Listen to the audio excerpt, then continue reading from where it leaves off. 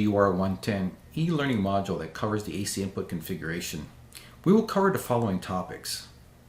In introduction, we'll take a look at the relationship between the UR and AC inputs. Next, we'll take a look at the current and voltage inputs, the typical slot position in the UR chassis, the rear panel connection points, and how they correlate with the AC inputs configuration menu. Next, we'll take a look at the power system menu and the importance of each setting. In the signal sources menu, we'll look at the configuration and the importance of configuring this menu. We'll enter some values based on a 3-line diagram to show you how easy it is to program this vital reference point. And finally, we'll discuss where in the manual you can find more information about these settings. So let's begin. A mechanism called a source configures the routing of CT and VT input channels to measure subsystems. Sources in the context of UR series relays refers to the logical grouping of current and voltage signals such that one source contains all the signals required to measure the load or fault in a particular power apparatus. A given source can contain all or some of the following signals: 3-phase currents, single-phase ground, 3-phase voltages, and an auxiliary voltage from a single VT for checking for synchronism. The basic idea of an AC source is to select a point on the power system where the voltage and currents are of interest. The UR relay uses the inputs from the current voltage transformers that are attached to the rear panel of the UR relay. Input sources need to be configured for metering of voltage, current, frequency, phasors, and power that are the protection elements reference points. Let's review the different settings associated with the AC inputs. In this section, we'll discuss the current voltage inputs. Here at the front panel of the UR relay. With the front door open, we can see the slot positions of the modules. Equally, the rear panel is labeled to match the slot positions. Depending on the order code of the UR, we can see where the digital signal processing modules are located. The DSP module terminals provide a connection from the CT and VTs of our power system to the UR. In our UR, we have an 8L CT-VT module in slot F and an 8L CT-VT module in slot M. This will be our hardware configuration for this discussion. Here we have the rear panel of the UR relay. Let's focus on slot F terminal blocks. The same connections are also made on slot M. The upper 4 rows are the currents: IA, IB, IC, and ground current connections. Here the logical grouping for the upper 4 rows is known as F1. The lower 4 rows are the voltage designations: VA, VB, VC, and V auxiliary. Here the logical grouping for the lower 4 rows is known as F5. The logical grouping reference of F1 and F5 are very important in programming our signal sources. To terminate the CT and VT wires to the F slot terminal block, follow the simple convention. The connection point for phase A current is as follows.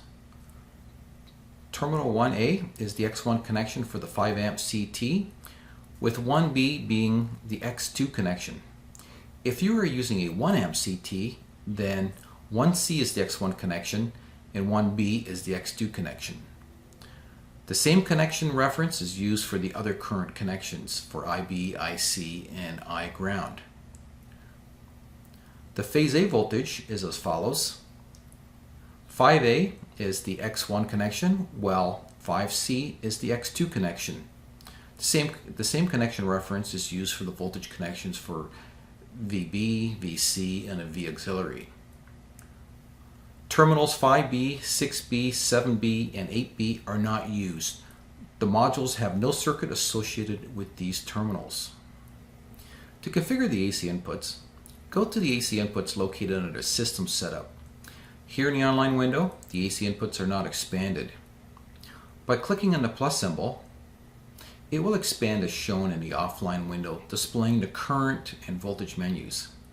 We'll begin with the current inputs. In our example, we're using 2 CT-VT DSPs, one located in the F slot and the other in the M slot. The logical groupings for the current are displayed as F1 and M1. Here we see 2 banks of phase and ground CTs that can be configured. In this field, we enter the rated CT primary current values. And in this field, we enter the secondary values. If we were using 1001 CTs for both circuits, the entry would look like this. A value of 1000 would be entered into the CT primary setting, and the 1 amp CT secondary would be selected from choices of either 1 amp or 5 amp secondary. The protection elements use these values as a reference in per units, or PU. The 1 PU in this example is equal to 1000 amps. The CTs are connected in a Y star configuration. When the relay is ordered, the CT module type must be specified to include a standard or sensitive ground input. The input can be either a zero sequence core balance CT that senses current in all the circuit primary conductors, or a CT in a neutral grounded conductor circuit. For correct operation, the ground CT primary and the secondary ratings must be entered. Now the same is true when using the sensitive ground CT. In the UR, the ground current is a measured quantity. So in this example, 1 per unit is equal to 50 amps. This is the magnitude that will be used as a reference for the ground current protection. The neutral current uses the existing 3-phase CT inputs as the reference. The neutral current is a calculated quantity, not measured. The neutral current is calculated internally by the UR by using the phasor sum of the 3-phase currents. IA, IB plus IC is equal to the neutral current, and it is also known as 3IO. In this example, 1 per unit is equal to 1000 amps. The per unit value is used as a reference for the neutral overcurrent protection element. To access the voltage settings, select voltage under the AC inputs. In our example, we are using two CT VT DSPs, one located in F slot and the other in M slot. The logical groupings for the voltage are displayed as F5 and M5. Here we can see two banks of phase VT and auxiliary VT connections that can be configured. VT connection type can be either a Y or a delta configuration. The delta configuration is considered to be open delta. When the VT connection is set to Y, both Y and delta metered values are available. For a VT connection set to delta, only delta metered values are available. The phase VT secondary value is the phase-to-phase voltage seen at the relay. If you are using a Y-connected VT, make sure the value you are entering here is the phase-to-phase value. Phase VT settings assume a 3-phase voltage. The VT ratio is entered as a value to 1 and is set to the nominal ratio of the VT. For voltage protection elements, the primary base quantity is the nominal phase-to-phase primary voltage of the protected system. The auxiliary VT setting is used as a single-phase VT connection. Connection types can be phase to ground, phase to phase, and neutral to voltage references. In this section, we'll review the settings associated with the power system. The power system menu provides the inputs for the power system frequency, phase rotation, frequency and phase reference, and the frequency tracking. This is where the power system menu is located. The nominal frequency value is used as a default to set the digital sampling rate if the system frequency cannot be measured from available signals. This can happen if these signals are not present or are heavily distorted. Before reverting to the nominal frequency, the frequency tracking algorithm holds the last valid frequency measurement for a safe period of time while waiting for the signals to reappear or for the distortions to decay. The phase sequence of the power system is required to properly calculate the sequence components and power parameters. The phase rotation setting matches the power system phase sequence and informs the relay of the actual system phase sequences, either ABC or ACB. The frequency and phase reference setting determines which signal source is used, and hence which AC signal for phase angle reference. The AC signal used is prioritized based on the AC inputs configured for the signal source. So the phase voltage takes precedence, followed by the auxiliary voltage, then the phase currents, and finally the ground currents. For 3-phase selection, phase A is used for the reference angle. So while Clark transformation of the phase signals is used for frequency metering and tracking for better performance during faults, open pole, and VT and CT fail conditions. The phase angle of the reference signal always displays a 0 degrees, while all the other phase angles are relative to this signal. The frequency tracking is enabled by default. This function is set to disabled only in unusual circumstances, such as a variable frequency application. In this section, we'll review the settings associated with the signal sources. The signal sources are configured by selecting this menu. This is where the logical groupings are assigned to the sources. When we open this menu, you see 4 sources. Each DSP in the chassis is assigned 2 sources. So if your UR configuration has 3 DSP modules, you would see 6 sources. The default names for each source are SRC1 to SRC4. They can be changed to a label of your choice. The logical groupings such as F1, F5, M1, M5, etc. are selected here. If you leave these settings as none, metered values will be unavailable. So here we see a menu with sources relabeled. The logical groupings F1, F5, M1, M5 are assigned to the sources. The logical groupings must be configured to measure metered values. You can also do summing of logical groups. If the CT ratio is different between the logical groups, then the per unit is scaled to whichever logical group has the highest CT ratio. Now, the unique feature of the source is that each protection element must be assigned one of these sources for a reference. So for example, when you configure IOC, you select whether it will be coming from source 1, source 2, source 3, or source 4. In this section, we'll program the AC inputs, the power system, and the signal sources based on an example. In this example, we'll program the AC input configuration menu. The values used are for training purposes only. Using the following example, the data entry will consist of the following. We'll be using 2 8L DSP modules. The DSP in slot F will be wired to the delta side of the transformer, and the source associated with this logical group will be identified as high voltage. We have a VT with a 14,400 to 120 ratio on a 13.8 kV source, a CT with a ratio of 600 to 5. The DSP in slot M will be wired to the Y side of the transformer, and the source associated with this logical group will be identified as low voltage. We have a VT with a 4200 to 120 ratio on a 4.16 kV source. The CT ratio of 2000 to 5.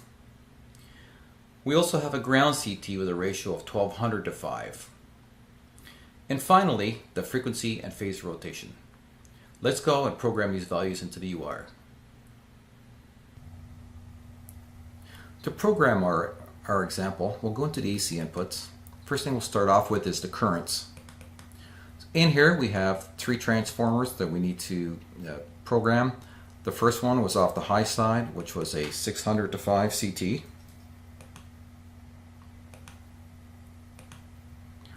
On the low voltage side, we had 2 CTs here. The first one was 2000. That's with a 5 amp secondary, and then our ground CT was 1200 to 5. Let's go ahead and save that. In the voltage portion of the AC inputs, we need to keep in mind that the values entered into the phase VT secondary setting must be a phase-to-phase value. In our example, the high voltage side is a delta connection. This is the equation that is used. We entered the values of the VT secondary of 120, the VT primary of 14,400, and nominal voltage of 13,800. Completing the calculation gives us a value of 115 volts. For the low voltage side, which is a Y connection, this is the equation that is used. The VT secondary is 120 volts, the VT primary is 4200, the V nominal is 4160. That total is then divided by root 3, which gives us a value of 68.6. Our voltage transformer. On the high voltage side, we had a delta transformer. The VT ratio was 14,400 to 120, so that equates to 120 to 1. The voltage secondary was 115. On the low voltage side, we had a Y transformer. The VT transformer is a 4200 to 120, so that makes it 35 to 1. And the VT secondary, based on the calculation, was 68.6. Let's go ahead and save that. So if you were to use the auxiliary connections on the voltage side, your selections for the VT connection would be a neutral connection, or any of the lighting to ground, or your phase-to-phase connections. The next thing we'll look at is the power signals. We'll just confirm. So we have our nominal frequency. Here's our range between 25 and 60 hertz. Phase rotation, ABC or ACB. We'll leave it at ABC. We have a choice of our 4 sources, and the frequency tracking will remain the same. The signal sources, we're going to name this as high voltage, and now we'll program in our logical groupings. F1 for the phase CT, and then the ground or the phase VT would be F5 on the low voltage side.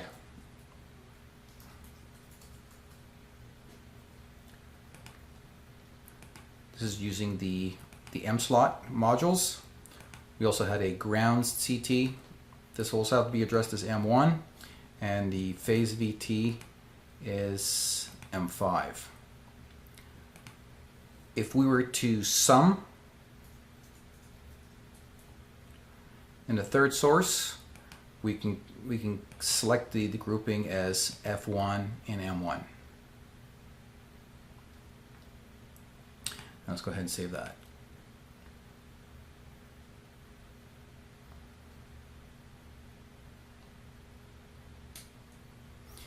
So there's a bit of troubleshooting. One of the things you'll see here is that the frequency and phase reference is still showing source 1, and the name, I changed it here to high voltage.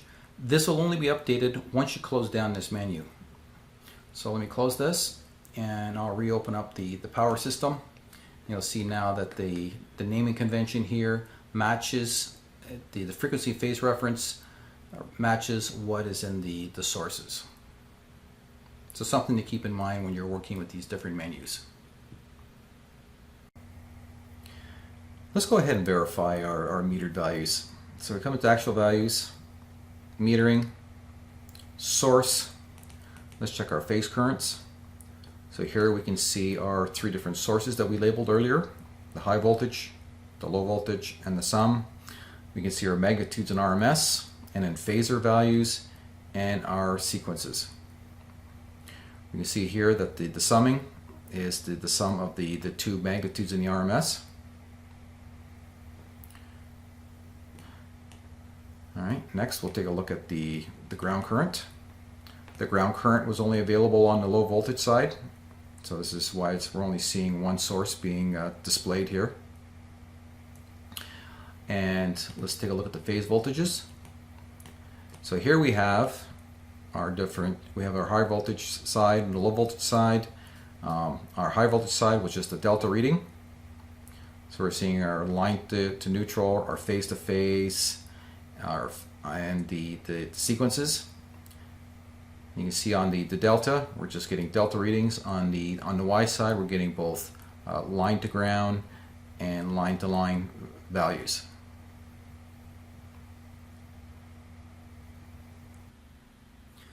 On a troubleshooting note, if you ever happen to come into the metering section and you want to look at your metered values and you realize that these are the type of messages you're getting, source is unavailable,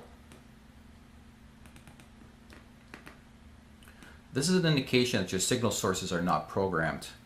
So to correct this error, come into your signal sources, program them.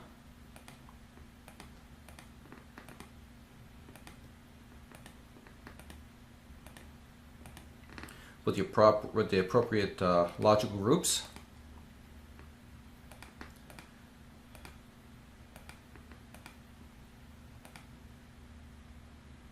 And you'll find that the sources become available. So they are for the voltages, the ground currents, and for the current meter values. In this section, we'll discuss where you can find further information about the sources and the AC input menu. In the UR instruction manuals, you can find further details about the AC input configuration in section 5.2, where it describes the logical groupings for current and voltage signals.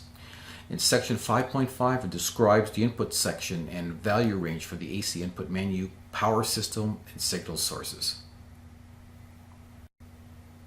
Let's recap what we covered in this module.